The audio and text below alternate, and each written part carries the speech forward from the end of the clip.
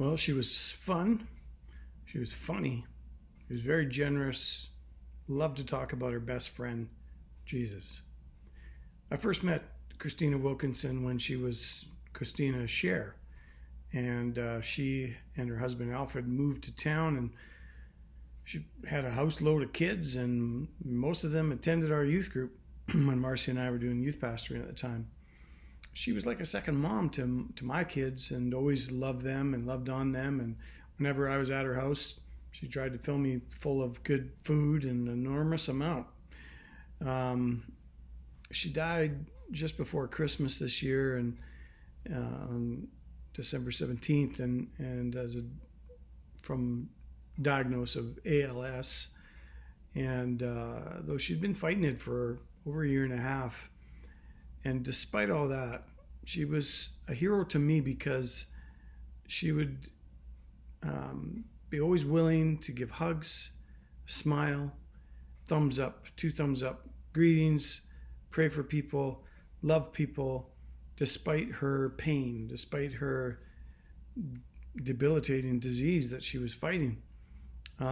She was one of our best greeters at CCLF, just always there, always on time, wanting to just let people know that they are loved.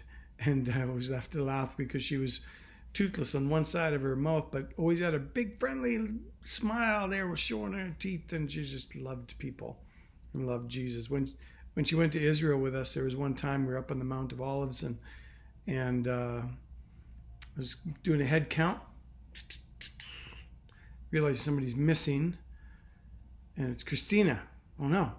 And so I turned around to look and see that she was being fitted with a scarf around her face, and by an Arab man. I'm like, and this Arab man hoofed her up onto a camel, and she was on a camel for a little ride around the Plaza Marketplace up there. That was Christina. She was fearless in being the first one of that tour to get on a camel. She was quite the gal. Brave, showed that right to the very end of her life. She said her earliest recollection of hearing about Jesus was through a VBS as a kid, given out by the Shanty Man. And in those days, it was Manville Bedford, who was Dan Bedford's father. And he was stopping at different various places along the Caribou Route, and place where they lived as well. And she heard about Jesus. And she says one cute story she remembers is that in learning about Jesus when she was a kid, she had a dream. And in the dream, she went to heaven. And there was a gate, and somebody was standing there at the gate. And he asked her for her crayons. And she said, I forgot them. And he said then that she couldn't come in at that time, and unless she had her crayons. She started to cry and walk away, and that was the end of that dream. But she realized afterwards it was probably not her time to go.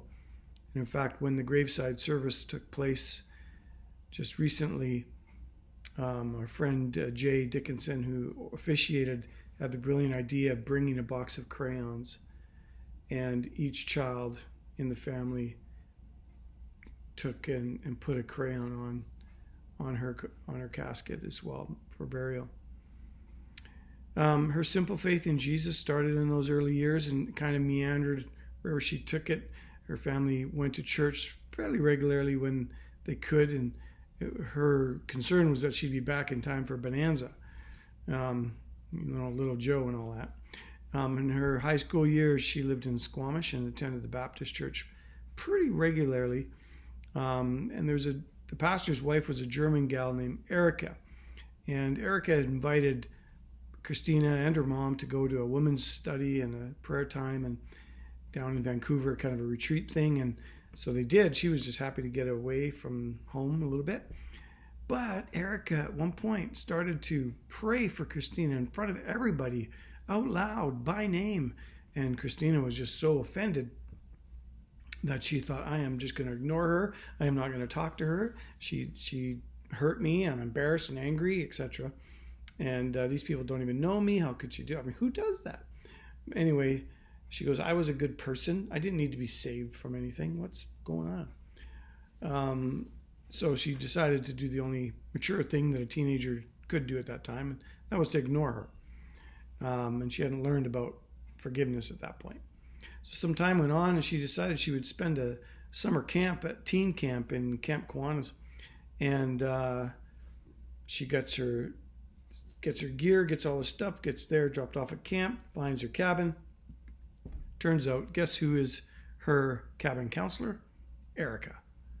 What? Well, Erica actually led her to the Lord that summer and led her brother Chet as well to the Lord. And she just found out fairly recently that Erica had passed on and been with Jesus. And so probably Erica would have been there to greet her when she arrived. Yeah. God used that lady of great faith to lead her to Jesus. And so it's only right that she would welcome her in and introduce her officially. I don't know. So now Christina has joined that great crowd of witnesses that cheers us on in the race that we're to run. Just 5 days prior to her graduating, she wrote an email to the entire church. And in that email, she said, based on one of her favorite verses from Numbers about the Lord bless you and keep you and make his face shine upon you, she said these words, may the Lord bless you and keep you all under the shelter of his wings. I love you. Hugs. Nobody could hug like Christina could hug. She was always a joyful inspiration, and now she truly knows what it is to experience the fullness of joy found in the presence of the Lord. As Psalm 16:11 says, in your presence is fullness of joy. At your right hand are pleasures forevermore.